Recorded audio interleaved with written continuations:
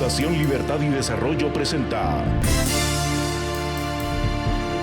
Razón de Estado con Dionisio Gutiérrez. ¿Se ha preguntado usted si el desmadre en que está América Latina se debe al mamarracho de gobernantes que tenemos? Hay excepciones, pero son eso. Cuando un país está mal, es principalmente porque está mal gobernado. Hagan su propio análisis. ¿Será un ciclo? ¿Será el clima? ¿La mala suerte? ¿Oferta mediocre? ¿Votantes a los que nos engañan fácil? ¿O qué sé yo? Lo que está claro es que están llegando a la presidencia, al Congreso y a las Cortes en demasiados de nuestros países gente con un comportamiento, intenciones y actitudes que se identifican con los trastornos de la psicopatía. El psicópata es impulsivo, manipulador e incapaz de sentir remordimiento. Toma decisiones irresponsables, crueles y despiadadas.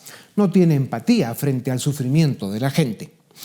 Los expertos dicen que los psicópatas buscan poder y control por inseguridad personal, por necesidad de reconocimiento y por la creencia de que solo ellos son capaces de gobernar. Así nacen los dictadores o quienes buscan estar siempre, de alguna manera, con poder y control, aunque el costo sea la destrucción de la democracia y sus instituciones y la cancelación del futuro de una nación. Esa ambición enferma y desmedida lleva a los psicópatas con poder a justificar su corrupción, violar derechos, suprimir libertades, perseguir a la oposición, incumplir leyes y más. Y todo por mantener el poder. Uno de los aspectos más perturbadores de los autócratas psicopáticos es su disposición a dar órdenes para quitar vidas humanas sin que les tiemble el pulso. La clave para evitar el surgimiento de gobernantes psicópatas radica en fortalecer las instituciones, promover la educación con pensamiento crítico y la tolerancia, y fomentar la participación ciudadana en la política. La clave está en la construcción de una cultura societaria que empodere a los ciudadanos para que tomen conciencia de sus derechos, responsabilidades y obligaciones. América Latina está a tiempo de construir países donde se respetan la democracia, los derechos y la libertad. Para lograrlo, los ciudadanos debemos hacer el esfuerzo y los sacrificios necesarios para mejorar la calidad moral, psicológica y académica de quienes se atreven a pretender gobernar una nación. A medida que avanzamos en el siglo XXI, es importante entender cómo los patrones de liderazgo autoritario del pasado se reflejan en nuestros líderes contemporáneos. Con sus grandes diferencias y matices, existen similitudes en las técnicas manipuladoras utilizadas por figuras como Hitler, Stalin y Mussolini en el siglo XX y líderes de América Latina como Hugo Chávez, Evo Morales y los Kirchner en el presente siglo. La inestabilidad económica y el descontento social son el caldo de cultivo para líderes autoritarios. Durante el siglo XX, las secuelas de crisis económicas y los conflictos sociopolíticos brindaron a figuras como Hitler y Mussolini las condiciones ideales para ascender al poder mediante manipulación electoral, censura y persecución de la oposición. El narcisismo que distinguió profundamente a líderes como Hitler y Stalin no ha sido una característica única del siglo XX. En tiempos más recientes, líderes como Chávez, Morales, Ortega y, anteriormente, Fidel Castro, también han mostrado comportamientos narcisistas, dejando su huella en espacios públicos y refiriéndose a sí mismos repetidamente. Este culto a la personalidad aspira a montar una narrativa de liderazgo insustituible, forjar lealtades y purgar a los disidentes. Una herramienta poderosa para cualquier líder autoritario es el carisma, que permite consolidar el poder y forjar vínculos emocionales con la población. Sin embargo, este carisma enmascara acciones más siniestras, como el desmantelamiento de controles institucionales y la persecución de la oposición. En América Latina, Hugo Chávez en Venezuela, Evo Morales en Bolivia y los Kirchner en Argentina ejemplifican esta centralización del poder en el Ejecutivo, minando la autonomía de otros poderes estatales. Los tres han sido señalados por manipular procesos electorales. Chávez por purgar el registro electoral. Morales al buscar una reelección indefinida de forma inconstitucional. Y los Kirchner, bajo acusaciones de corrupción y redes clientelares a gran escala. Estos líderes también han estigmatizado a sus adversarios. Chávez los etiquetó como escuálidos. Morales los tildó de vendepatrias. Y los Kirchner los denigraron como gorilas. Estos niveles de polarización dividen a la sociedad, socavan el pluralismo y la diversidad natural de cualquier democracia. En la era contemporánea, la manipulación de la información y el auge de la posverdad y la propaganda digital se han convertido en herramientas clave para líderes autoritarios. Utilizando medios de comunicación y plataformas digitales, estos líderes distorsionan realidades, crean narrativas falsas y alimentan divisiones para consolidar su poder. Así, líderes de izquierda como Ortega en Nicaragua o Díaz-Canel en Cuba han perpetuado tiranías vestidas de revolución. Aunque el siglo XXI ha experimentado una disminución en los niveles extremos de violencia, la influencia del autoritarismo y sus tácticas se está incrementando. Es crucial identificar estas tendencias y patrones para proteger y fortalecer nuestra libertad, así como para promover instituciones robustas que contrarresten los bajos instintos de líderes populistas y autoritarios. Como si la especie humana no tuviéramos suficientes problemas, la salud mental, un tema del que se habla poco, pero nos afecta cada día más, no está en las mesas de discusión pública. El drama de la depresión, el suicidio, que está afectando a muchas sociedades del mundo, pero en especial el tema de la salud mental en los personajes que quieren gobernar, que quieren tener poder y control, es un tema cada día más complejo. Vamos a hablar del perfil psicológico de los que se atreven a aspirar a posiciones de poder. Y para hablar de esto tengo el gusto de presentarles a Juan Ignacio Ardón. Él es psicólogo clínico, experto en temas de comunicación, tiene un máster en filosofía objetivista y luego, pues como digo, es un experto en el comportamiento humano, comunicación estratégica y comunicación objetiva. Es catedrático universitario, ejerce su propia práctica y ha sido sujeto de múltiples reconocimientos. Juan Ignacio, bienvenido a Razón de Estado. Cuéntanos brevemente, para empezar, ¿por qué es tan importante ponerle atención a ese perfil psicológico que están demostrando cada vez más políticos, cada vez más gobernantes, que están destruyendo naciones, oprimiendo pueblos y acabando con el futuro de buenas partes del planeta? Por supuesto, este tema es enormemente crucial, que está muy relacionado con el tema político, la salud mental, ¿no? Obviamente, lo que nosotros tenemos que estar pendientes y claramente es identificar el perfil del dictador y cómo funciona un ser humano que va escalando a un nivel que puede llegar a destruir sociedades. Un sujeto así es un sujeto que en su mente va creyendo, va pensando que su conciencia está por encima de la existencia. Y cuando hablo de existencia me refiero por encima de las leyes, por encima de los acuerdos, por encima de la democracia, por encima de los demás. Pero hay que recordar algo muy importante.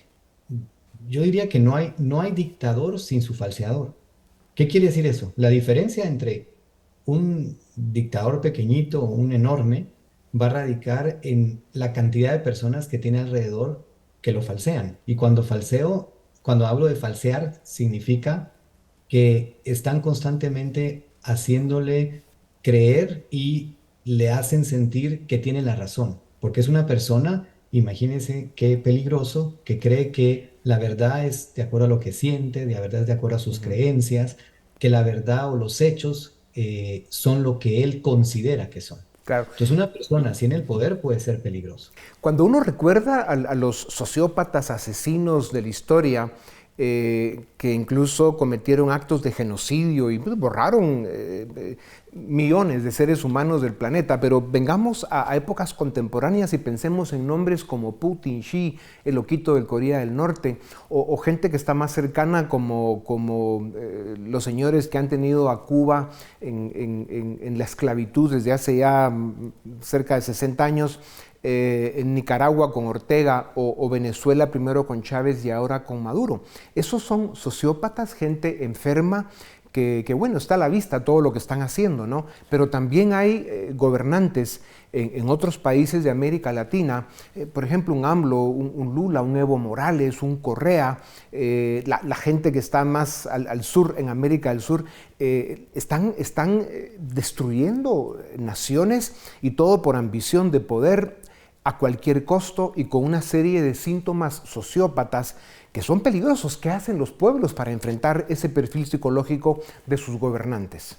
Justamente el término preciso, muy bien, es la sociopatía. La sociopatía, que significa que es una enfermedad hacia lo social. Eso significa que justamente lo que hablábamos, se consideran personas que están por encima de todos los acuerdos sociales. Entonces, a la hora de llegar al poder, ellos se convierten en la ley. Ellos se convierten en la realidad, digamos así.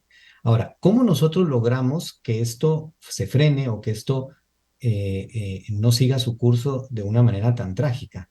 Es que nosotros también debemos identificar el perfil y abogar por el perfil de aquellos que hacen grande a un sociópata, que lo validan a un sociópata. Por eso es importante eso. De hecho, como lo hemos visto en el ámbito del proceso de desarrollo, de nutrición de una mente así, tiene que ver con las personas alrededor o con las creencias de los pueblos, de los sujetos, que, que sí caen en la trampa de pensar que un país lo va a salvar alguien y no lo va a salvar un sistema, sino que lo va a salvar una superpersona, una superconciencia, un superhéroe. Entonces ellos, como son sujetos que sí logran caer en la mentalidad de idealización de las personas, caen en la trampa estas personas de sí verse engañadas por ellos. Pero lo que hay que hacer énfasis en ese también perfil del que alimenta al dictador, del que alimenta al sociópata, el que desea que en la silla de gobernante o en la silla de presidente esté, aparentemente necesita que esté un superhombre. Y no estamos haciendo énfasis en recordarles que necesitamos un supersistema, que Claro, sabemos cuál es. claro. Juan Ignacio, ¿qué opinas de esta otra dimensión que afecta enormemente lo que estás describiendo? Y para quedarnos solo en el continente americano, de Washington a la Tierra de Fuego, pues vemos este perfil psicológico en políticos, en gobernantes o aspirantes a gobernantes, ya sea por primera o por segunda o por tercera vez.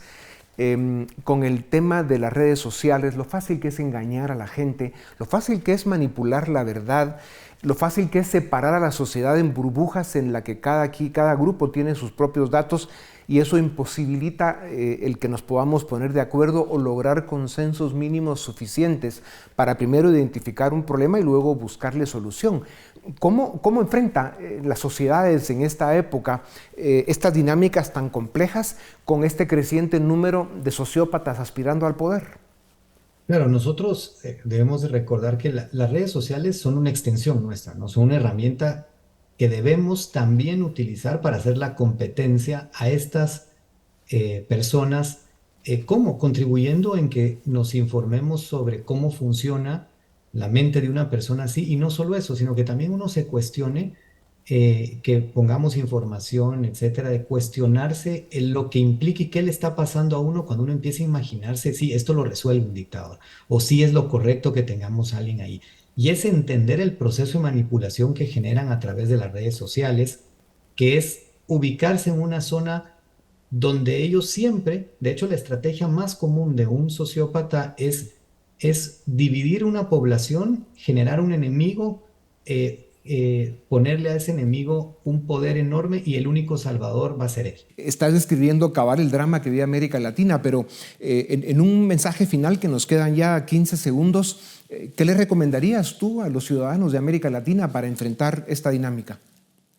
Claro que sí. Mi recomendación fundamental es que tratemos de ir enfocándonos en no solo informarnos sobre cómo funciona el sociópata o estas personas, sino que también que uno construya mucho en términos de informarse, en términos de fortaleza. Por supuesto, por mi área siempre voy a hacer énfasis que no solo es algo fundamental para la vida personal, sino también la vida en sociedad, que es la construcción de la fortaleza individual, la autoestima, etcétera, porque eso me permite a mí no caer en la trampa de creer que a mí alguien me salva y que un país me salva, que lo que a uno lo salva es su mente y promover sistemas que sean sostenibles para que nadie esté por encima de la ley. Claro.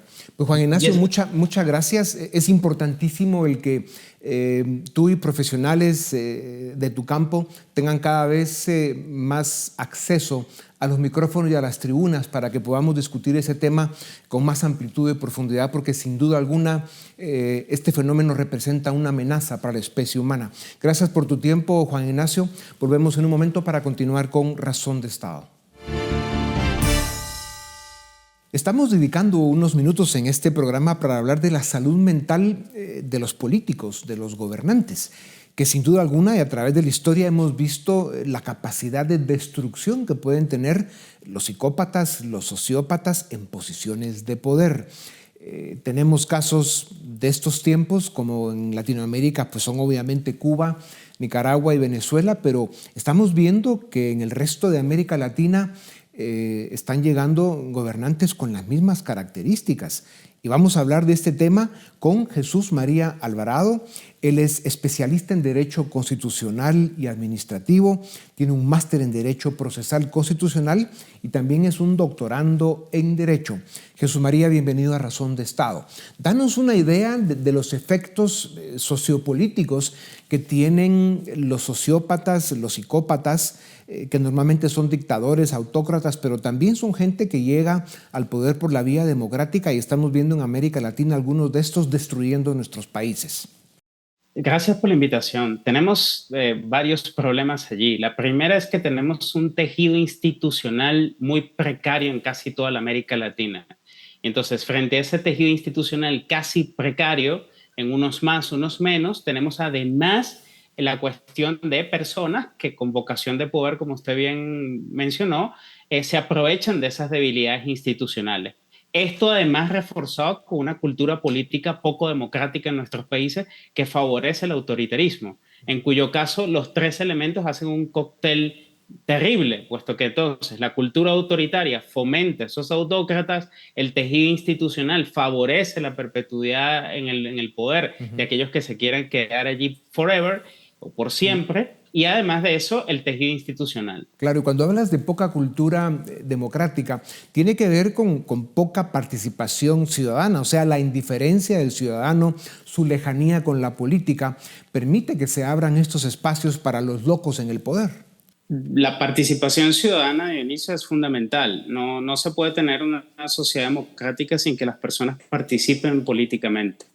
La participación política permite que las personas puedan dialogar, permite que las personas puedan controlar el poder, permite que las personas se hagan suya lo que es el sistema político democrático. Una sociedad apática también favorece los autoritarismos que usted mencionaba al inicio. Ya.